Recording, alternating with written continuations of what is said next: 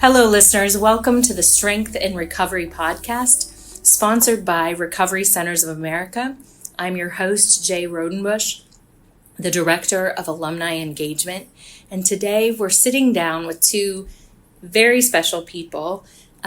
Just the life of RCA in some ways just brings life wherever she goes. She is our sales and marketing manager for Devon, Katie Sullivan Clough, and her nephew, Dillon Sullivan, who's the regional director of our mission center.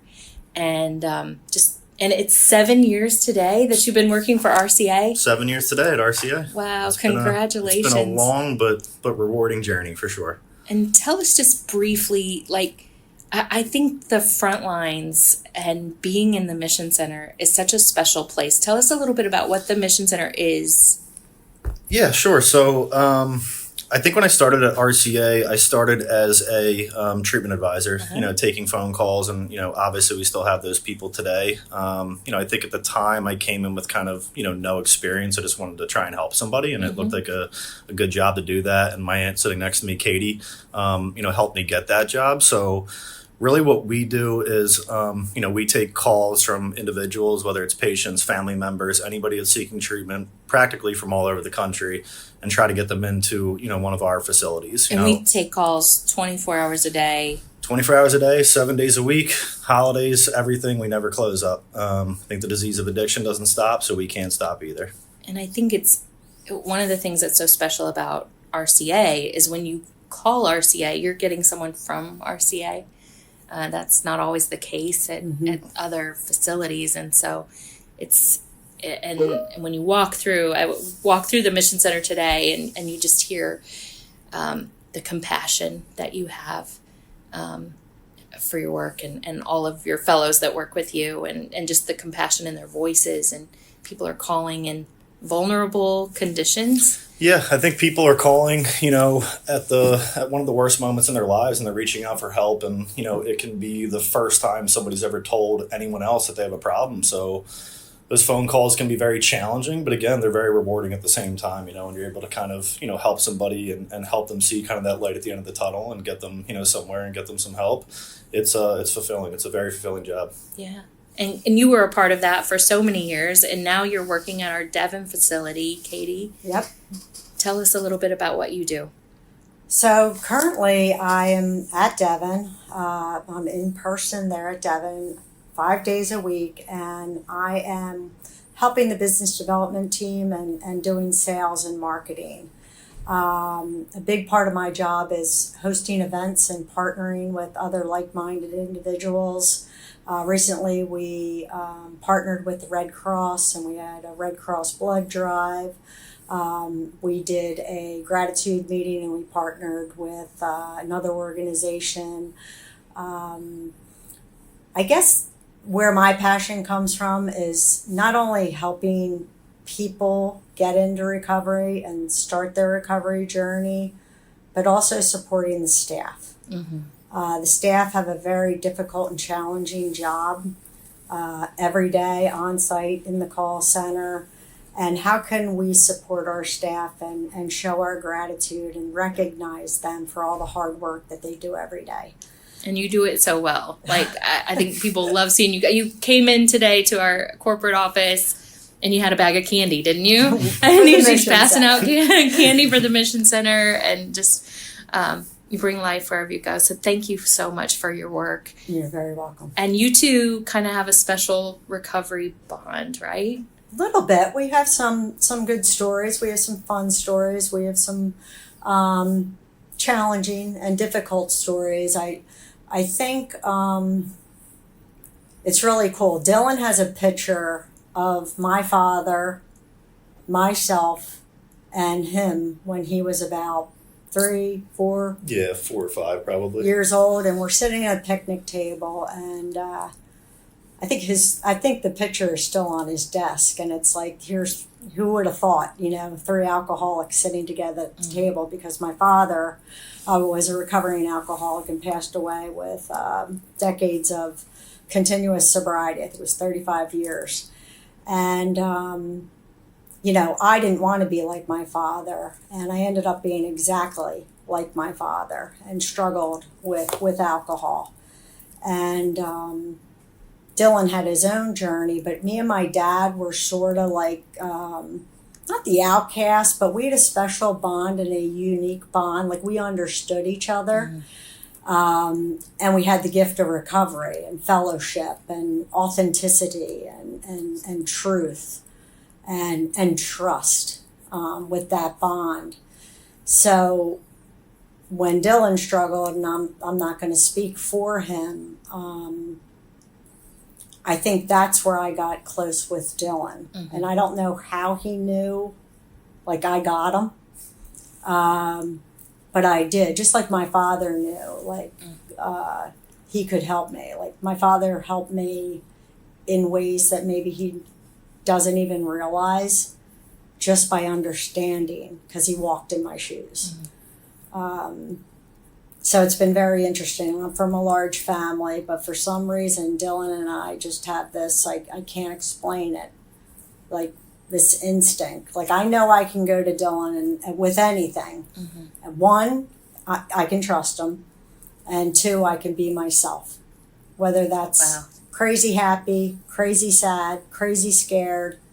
He's been there for me through very painful times in my recovery where I just wanted someone that was like me, that understood and would love me and support me and get me through. And he did. So it's been really cool.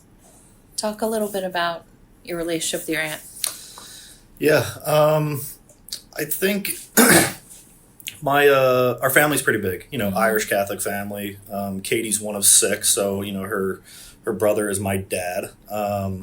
You guys are all very close in age as well, right? So we have big holidays together and stuff like that, and I think our family is relatively close, most of us, just because of that kind of big Irish, family. But I think, over the years when I, finally admitted to my mom that I had a problem with drugs, right? And that was a very challenging time in my life. I always knew, right? I always knew I had a problem. I always knew, I felt different. But the first time I kind of told my mom, first phone call she made was to Katie, right? Hey, let me call somebody that has some experience with this. And I remember the conversation with my mom was, she was... Are you a teenager at this time? Young adult? Or I was what? 19, I guess. Yeah, probably 19 at the time. Yeah. And, my mom was very supportive and she was there for me as my mom. But I remember, when I first talked to Katie around that time, obviously we had a relationship growing up, right? She's my aunt, but when I first talked to her, I felt different. Like, I knew she wasn't judging me, right? Like, she understood how I was feeling, what I was going through. She was supporting me along the process. She wasn't making me, have to make a decision. She wanted to just support me and kind of what I wanted to do. So, I think from that point on, kind of that first time we talked when I had a problem, I think we grew very, very close there. I knew he needed cigarettes. I had cigarettes and treatment. But I think what's cool, kind of what Katie said, was that, I love all of my uncles and aunts in my family, right? But there's definitely a very special relationship there. And it could be, down to the simple fact that I could call Katie tomorrow and say that I want to get high, right? And she's going to know what to do with that, right? She's going to know how I feel and how I'm getting about that and be there to support me. But I think if I called my mom and said I want to get high tomorrow, it's a different relationship. Completely different, right? My mom loves me and cares about me deeply, right? Wants the best for me, but she's going to look at that situation completely differently than Katie would, right? So I think to have somebody, I'm grateful to have somebody in my life like that, that's not only family, but also a very close, friend and mentor and just, person in recovery that I know I can talk to and that, cares about me and can support me on a deeper level with whatever I'm going through. Katie, if a mom is listening to this today, doesn't have experience in recovery and maybe doesn't have family in recovery, doesn't have that person they can point to, what would your advice be to them? Get connected with a support group in the area. Go to your church. They'll connect you. Al-Anon's a great support. Any families, talk to someone. Talk to someone. See if they can talk to someone that'll get them to people like us. This is a disease that specifically parents, they're ashamed of. Well, I mean, we've come a long ways, but there's still the sense that this is something that needs to be swept under the carpet, right? Absolutely. And the tragedy is, because when I tell people I work at Recovery Centers of America, like just normal people, they always say to me, my cousin has a problem. My son struggled. Like, it opens up a door, like I'm kind of safe. And I think there's a lot of people, parents, loved ones, spouses that suffer in silence, and they don't know how to access the services. But you got to trust at least one person. I mean, I hear stories all the time, like somebody, my loved one needed help, so I called the back of my insurance card. Like, there's people out there. We have intervention services, people that will talk to them, even if you're not ready to get, because families are scared. Yeah. They're tiptoeing around the problem, and they don't know how to address it. And a lot of times with families I've worked with, there's this sense of, if we just can get through the next 30 days, all of this will kind of go away. We just get this person into treatment. Right. They're going to get better, and then we don't have to talk about this anymore. Do you see that kind of happening?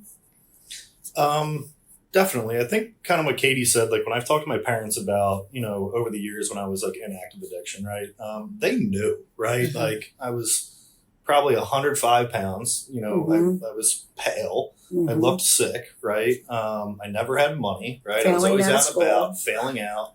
I lost everything, right? And like, it's obvious, but I think when I've talked to them, they didn't want to admit to other people, but more importantly, themselves, that like my son is a heroin addict, right? They didn't want to admit that. And that's hard, I think, for a family member to overcome. So, I agree with everything that Katie's saying. I think it's important to kind of, there's so many services out there, right, for families and patients and people that are struggling, but for whatever reason, they're hard to access, right? And I think that's like, for me, a big piece of what I try to incorporate at RCA and what I do at the Mission Center is like accessibility, right? We try to be quick, we try to be fast, we try to get somebody picked up as soon as possible, and be able to, if we can't accept them for whatever reason, get them to a place that can, right, immediately, because those services, for whatever reason, they're hard to access.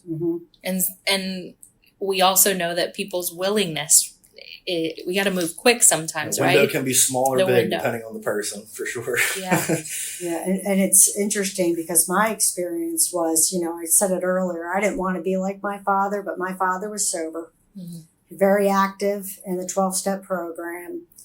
And my father knew I was struggling and knew I was suffering, and he knew a solution, and he helped me. I was saying, like Dillon, I think the first time he knew anything about, like I was sober, he didn't know. He was at school doing his thing. But I think we've had this conversation, the first time that he understood Pop-Op's recovery, my recovery, was my father's funeral service. Because my father was, to the outside, a quiet man. He wasn't like social. He didn't have like lots of friends. He was kind of like a loner a little bit to our family. Like he's like just quiet. And the day of my father's service, drones and drones of people came in. Wow. Hundreds. It was incredible. And it's the recovery community. It was the recovery. And I knew a lot of them because I was in the program. But my family, and Dillon can talk about his experience with it, they were blown away, like shaking my brother's hand saying, your father saved my life. Your father came and saw me. And like, so it was like, recovery sometimes could be like a little bit of a secret club. But I think that was very moving, and that was probably Dillon's first time of seeing like what recovery is about. But yeah, that was an incredible day. I remember we were on the end of the line at the funeral home with people shaking your hand when they go around. And I'll never forget. It was like an older woman came up to me, shook my hand, and she said that I met your grandfather 2 days ago and he saved my life. And I turned to my brother And I was like, what is she talking about? we weren't you're not talking about expecting Pop-Up's this. No, we recovery. didn't. I knew He had a secret life, so to speak. I knew my Pop-Up as, definitely quiet, reserved. He would always sit at a counter at our aunt's house on holidays and drink Diet Coke, and randomly he would disappear. I found out later he was going to AA meetings, but he would randomly disappear. So it was an incredible day. But I remember in the car on the way home, my dad, which was his dad as well, was saying, like, I can't believe the AA people. And I'm in the back of the car, like, what are you guys talking about? And my sisters were like, he was in recovery from like alcohol. And I was like, oh.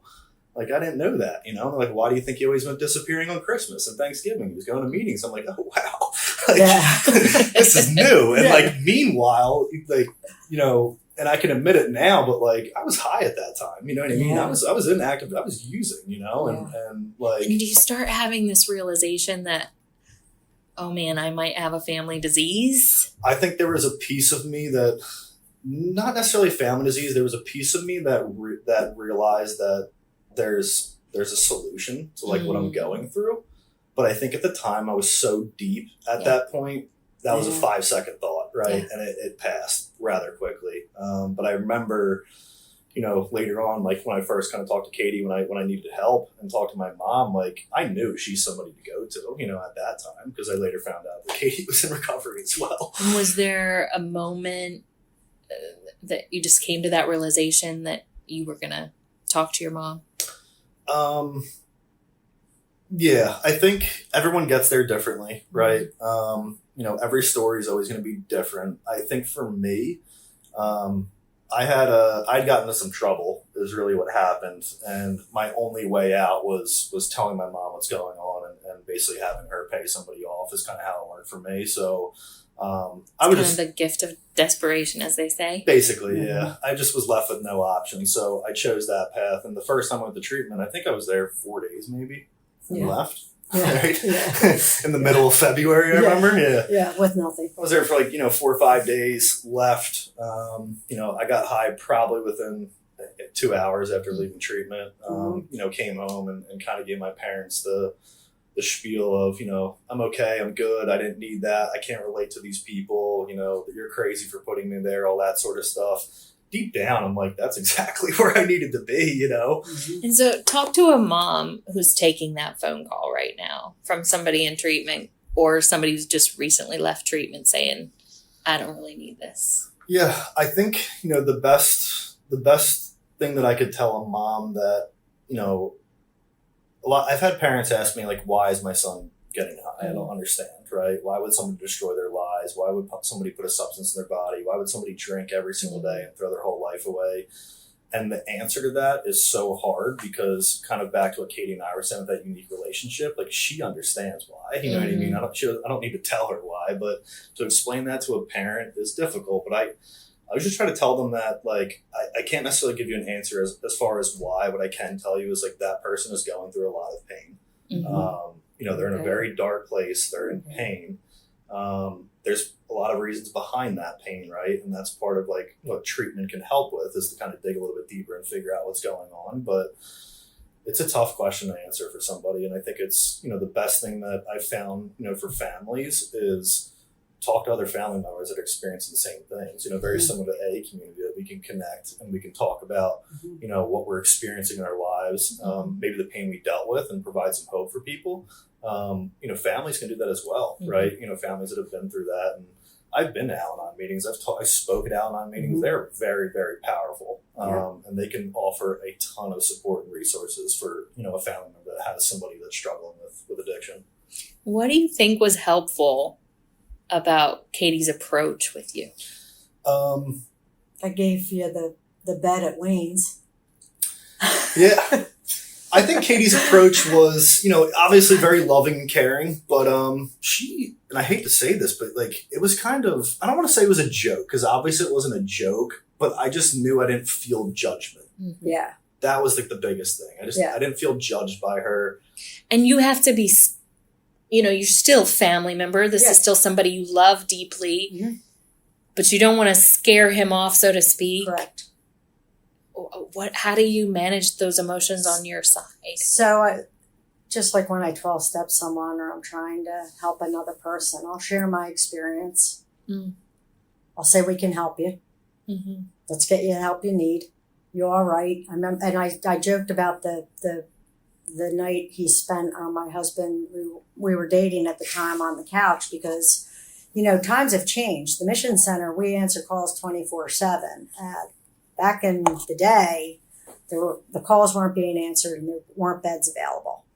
And we had a bed for him at a treatment center, and they said, but he can't have it till tomorrow. So I said, and it's life or death, right? Right. So I didn't know where to go either. And he had nowhere to go. And I'm like, I called my husband, and I said, you gotta let Dillon sleep on your couch. I can't get him into treatment tomorrow. He's in recovery.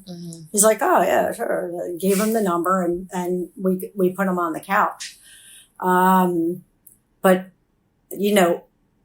I could never say to my brother and my sister-in-law, his parents, like, he's going to be okay. Like, he's got this. This is the time. Like you don't have to worry anymore.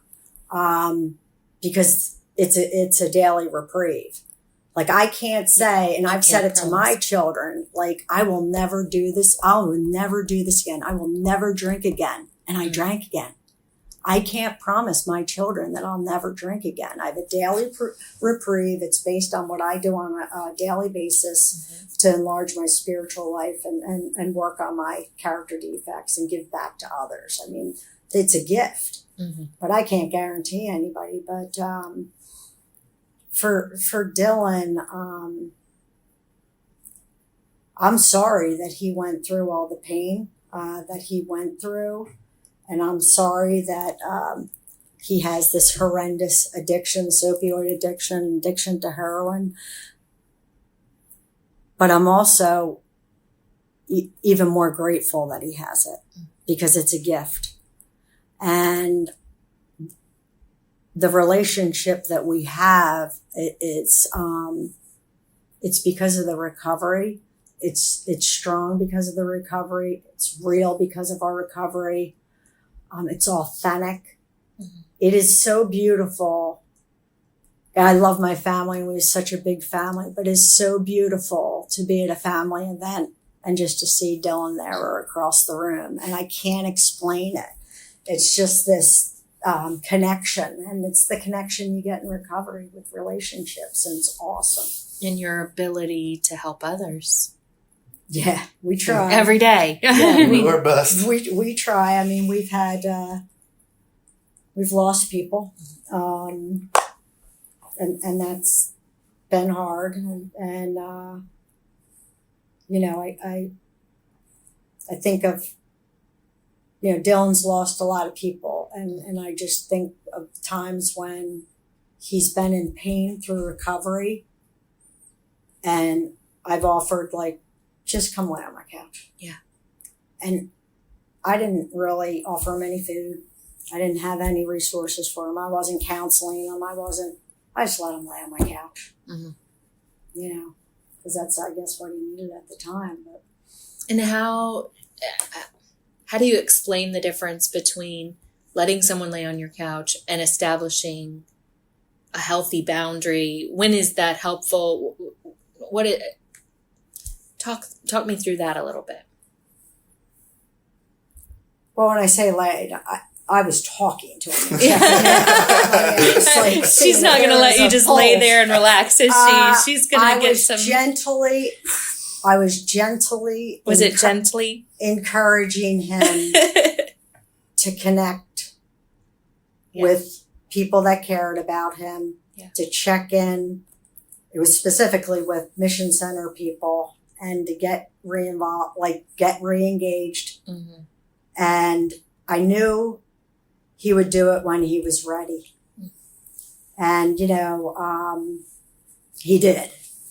And, but it's interesting because everybody's got opinions, and I don't know if I did it the right way or not, but, like, family members were calling me going, like, is he okay? Is he okay? And I'd look out and, yes, he's laying on the couch.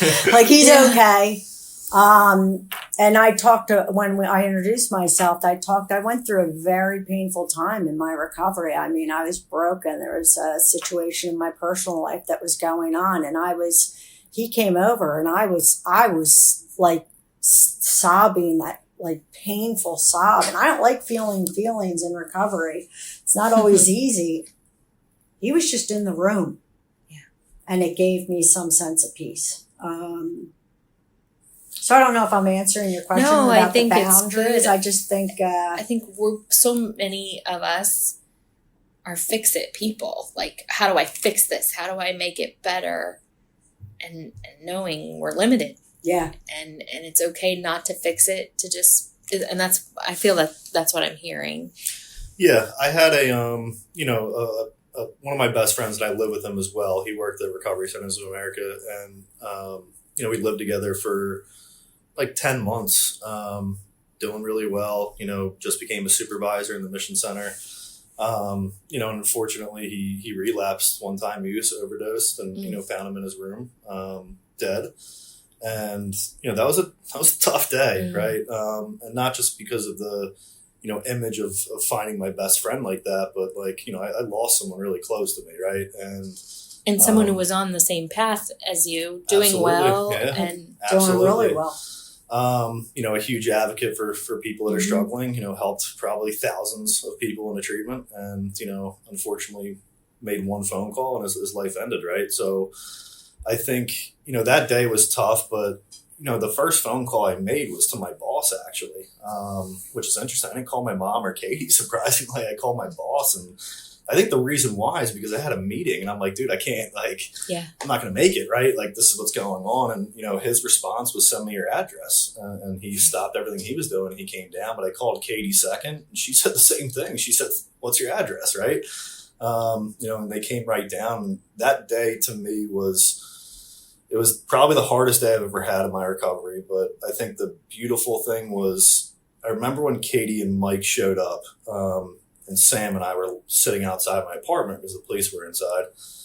And they both came and just kind of sat there. Like, they didn't talk. They knew I didn't want to say anything, right? I didn't want to talk about it. I didn't want to think about it. But they just knew, like, hey, let me be there just in case, right? Like, he does want to talk and I can listen, So to me, to have that relationship and, people in my life that are like that and can react that way and know me as a person, right, and the way that I react to things is special. And I think, that was kind of the time I remember after that, it may not be best to stay at my apartment for a little bit. So, I slept on Katie's couch, and she knows me really, really well because I watched movies all day and hung out and had a good time. So I think like she knows me. I think for boundaries, to know is the question that you asked.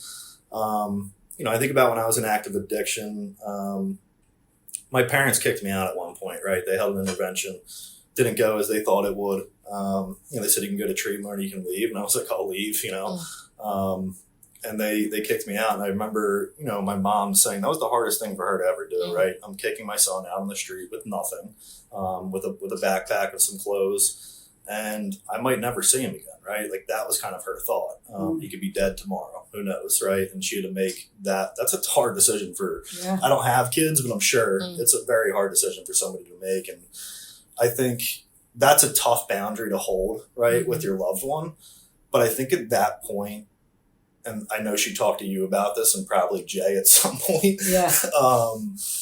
But I think at that point, like, she knew that she was doing more harm than good for me. Like, she was enabling me. I could go to my mom and I could beg her for $20 and I could, manipulate her into giving me that $20, right? Whether she wants to admit it or not, I could, I could make her feel bad for me and I could get whatever I want out of her. My dad was a little bit more tough, right? Yeah, but my mom, I could manipulate, right? And, she had to understand that, like, I'm only hurting him at this point, right? And, like, he's got to, at some point, I don't want to say, like, suffer some sort of consequences, but, like, I can't be the one here just supporting your addiction anymore, right? I have to hold that line at some point. So I know, like, Rob and the intervention team and, Tammy and all them here at RCA and interventionists anywhere, I mean, they specialize in those sort of things. Like, Jay obviously was phenomenal, helps kind of start RCA, and, she has a long relationship with him, as I did too, for a couple of years when he was still here. And I think,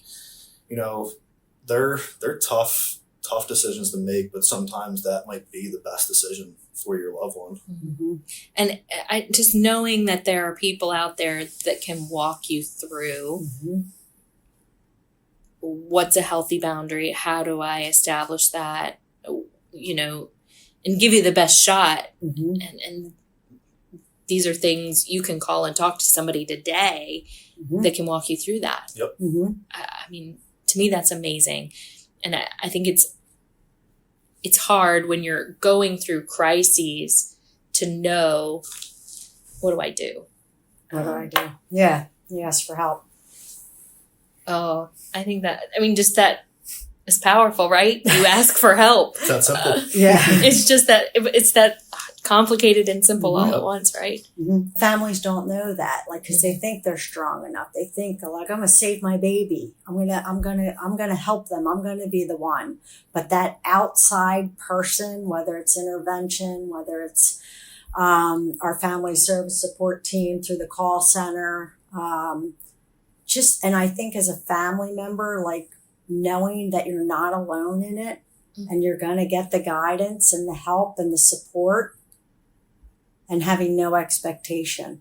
Yeah. Because I've tried to help a lot of people and they weren't ready. Mm-hmm. And, it says in the big book of alcohol, if they want to keep drinking, I can't make them stop. So you can call me if you're ready to stop. I'll try to help you. But some people it's sad. And it's sad to watch. And it's really hard to walk away from those people. It's not that I'm walking away. I'll still check in. But that day, I know they need, and they're not going to go. You guys hear it all the time in the call center. What do you think, working with families day in, day out, what do you feel is the biggest mistake? And I hate to say that. I mean, we're all doing the best we can in any given moment dealing with crises. But what do you wish, I guess, that you would see families do differently?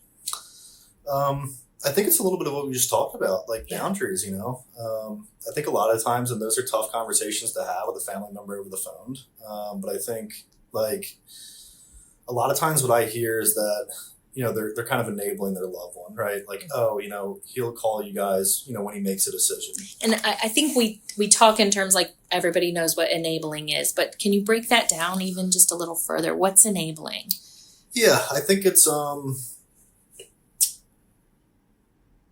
I don't know. I know for me, I can speak of my part, enabling for me was kind of my parents letting me stay at home, right? I might have been working, but I was probably working, I was caddying on a golf course, right? I'm living at home. I kind of have no path toward my life. I'm spending all my money, using drugs, getting high in the house. I'm stealing things, right? I'm stealing jewelry and money and, cell phones, stuff like that, selling it at pawn shops. And they're kind of just letting that go, right? Kind of conversations here and there, but, hopefully he'll get help at some point. Hopefully, he'll get his life back on track. Hopefully he'll stop using. What did enabling look like in your world, or in, maybe not with you personally, but just... So what I'm watching someone make poor choices, and I'm trying to fix it for them and prevent their consequences of those choices. Preventing consequences. So... Not wanting them to suffer. Right. And they say hit bottom, but if I'm not letting them suffer the consequences, they may stay sick. Or if I'm making excuses or I'm making it easier for them, they're not going to identify the drinking or the drug is causing the problem. Because there's no consequences. My mother was an enabler. My father knew I needed rehab. Knew it every time. Could see it in my eyes, knew the signs, knew the symptoms. My mother didn't want her daughter to be an alcoholic. Not her baby girl. And my mother she wanted to put me in my room and get me ginger ale and bring me Jell-O and make it better. But my father was stern, saying she needs help. My mother loved me dearly. She couldn't even wrap her head around it. She didn't want me to have this disease. She didn't want me to be an alcoholic, and she actually got in a fight with my father. They talked to me about it later, that she was mad at him. This is your fault that Katie has a drinking problem. It wasn't. Right. And it's been the most precious gift I've ever received, because of the peace I have today, and like our disease. My disease is in my mind. It's not about the drink. My disease is in my mind, right? I have two solutions every day. One's still to take a drink. The other one is to be a service to other people and develop my relationship with something greater than Katie. That's what helps me on a daily basis. But I've no guarantee that I'll be sober tomorrow, next month, next year. I mean, it's a gift. It's a precious gift every day. Had I not called Dillon this past weekend about my resentment, like that could, but that does ripple into things. You were about to tell the story before we started recording, and I said, "Save it." I didn't want to. It sounded good. So I have a disease that suffers in my mind, right? And I get a thought, my ego attaches to it and starts telling a story, and I'm off to the races. I might like it's just I'm out, like in a resentment or in fear. Or scared, and I had a resentment, and I couldn't get out. And here's the thing: it was a resentment I was right about. So they're even worse, like justifiable anger. And I was like, I'm gonna ruin my own whole day. I have to talk this out with somebody that understands. So I called him right away. What are you doing? He thought like and it wasn't a resentment against him. No, it was just a situation. Yeah, it was just it's not even a big deal today. Yeah. Like I process it now. It's like not even a big deal. Yeah, what was the big deal? I don't even remember it. But I kind of do. But like that type of thing for my alcoholic mind, that can take me into a bad place. I can stay there. I can ruminate on it. I can, get remorseful. I can feel sorry these are all defects that aren't good for Katie's recovery and block me from being a service to other people. So I had to call him immediately and I had to talk it through. Sometimes I just have to get it out there. And I think you asked a question about parents getting help and what do people need to do. I think we're making a little dent in ending the stigma, but people have to have the courage to say there's a problem, because there's no family. I truly believe there's no family out there that is functional and has no problems, but we want to act as though we have everything together. And you have to have enough courage to talk about that secret that nobody's talking about in the family. Like, he's at my dad's funeral. He doesn't even know what AA is. He doesn't know where he goes, when we're at family parties. But that secret, you got to have the courage to talk to somebody or to reach out and say, I'm scared for my son, or I'm scared for my spouse. And just knowing there is a whole community available. Yeah. Huge. Like, there is help Good available. People. There's people that will talk to you. Right. Today. That want nothing more than just to help. So when I'm being of service, and Dillon knows that when I'm being of service to other people, that's to help me. Mm-hmm. But I'm not looking for money or a fee, or like I have to give back in order to keep it. Mm-hmm. Like outside of even in here, but there's so many people suffering in silence, and people will help. Thank you both so much for your time, for your story, for just sharing with us, and for helping break the silence about what addiction and recovery looks like in families. I appreciate the work you both do. I've seen you go above and beyond for our patients, our alums, and Katie, especially our employees. You just do so much to keep us all inspired. And so I want to thank you both. We usually end with favorite recovery quote. Do you have one? I can tell you mine. Okay. It's posted on my desk, and I keep it everywhere with me, but it's a simple one. There's much more to it, but the first sentence is acceptance is the answer to all my problems. And for me, like, and that's part of the big book, I think I've had to learn to accept things for exactly how they are, and I can kind of give you an example. I live in the city. About 2 months ago, I walked outside to go to work on a Friday, and all 4 of the wheels of my car were gone. Oh, Stolen, right? man. I don't even have a nice car, but they were taken. I think a lot of people look at that situation and go, oh my God, right? What am I going to do? What's going on? Blah, blah, blah. My girlfriend's freaking out, right? And I'm like standing there like, whatever. Like, what am I going to do? Like, they took the tires are gone, like there's nothing I can do about it, right? I just need to accept that happened, move on, call the insurance, call the police, get it set up, get new tires on the car. It wasn't a big deal. I'm like, that's a very simple, story that like where I've just had to like really, really practice acceptance and kind of, learn how to accept things for the way that they are. And it's taken me a long time to do that. I think if I look in the past, I would have reacted completely differently to that situation, right? I would have been angry. I would have been frustrated. I would have been, trying to find the person that did it, right? And, in that morning, I was like, whatever, you know what I mean? Like, I'm going to call the police and go back to work. Like, it wasn't a big deal. It was frustrating to deal with it, but like, I moved on rather quickly, and I think there's a lot of things in my life today that I just have to realize that I need to accept them, and it definitely takes practice, and sometimes it might take me a little bit longer to accept, but to me, it's something that's helped me tremendously in my recovery for sure. Do you have one? I have tons of them. How do you pick one? Well, yeah, it is hard. There's a line in the Big Book of Alcoholics that I love, and it says, "As we trudge the road to happy destiny."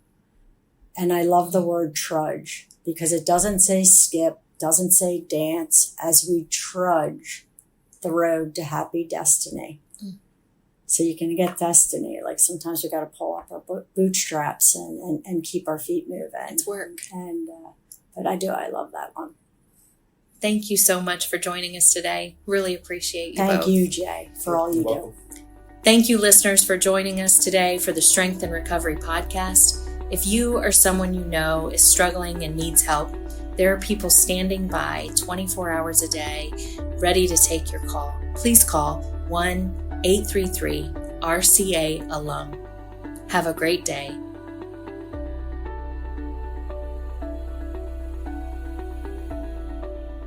Thank you for listening to the Strength and Recovery podcast. If you enjoyed this episode, please tap the subscribe button and leave us a review. We love hearing from our listeners and hope to reach more of you out there as we continue to share these incredible stories of recovery. The RCA alumni team aims to provide a safe, supportive environment for those in the recovery community, regardless of their affiliation with RCA. We host a full calendar of virtual and in-person meetings 7 days a week, 365 days a year, as well as free sober events every month. To learn more about what we do, find us at rcaalumni.com.